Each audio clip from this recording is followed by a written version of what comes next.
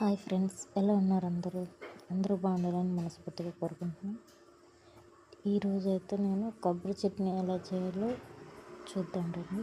ముందుగా కొద్దిగా ఆయిల్ వేసుకొని జీరా, అల్లం, పచ్చిమిర్చి, ఒక 4 వెల్లుల్లి, చిన్న అల్లం ముక్క వేసుకుందాం. ఒక కొబ్బరికాయ అయితే చిన్న ముక్కలుగా కట్ చేసి వేసుకుంటున్నాను నేను. ఇది కొంచెం ఫ్రై అయ్యాక దీంట్లోనే కొంచెం పల్లీలు వేసుకోండి. ఈ పల్లీలు, ఈ కొబ్బరి కొద్దిగా ఫ్రై అయినాక కొంచెం రోస్ట్ కొబ్బరి అనేది కొద్ది కలర్ అయితే చేంజ్ అవుతుందండి. బ్రౌన్లోకి వచ్చేటప్పుడు దాల్పప్పు అంటాం మేము, ఫ్రై చెన్నా కూడా అంటారు. అది వేసుకొని దాంట్లో అదంతా కలిపి అది వేసుకుని ఎక్కువసేపు అయితే వేయించకూడదు, ఎందుకంటే అది తొందరగా మాడిపోతుంది.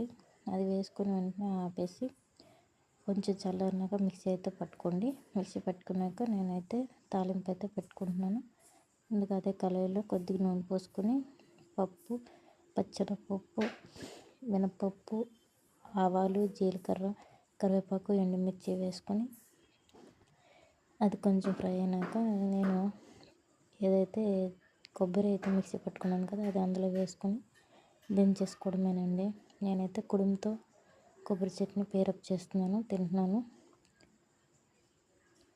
మీకు ఈ వీడియో కనుక నచ్చితే లైక్ చేయండి, షేర్ చేయండి, కామెంట్ చేయండి, సబ్స్క్రైబ్ చేయడం మర్చిపోకండి. Thank you so much.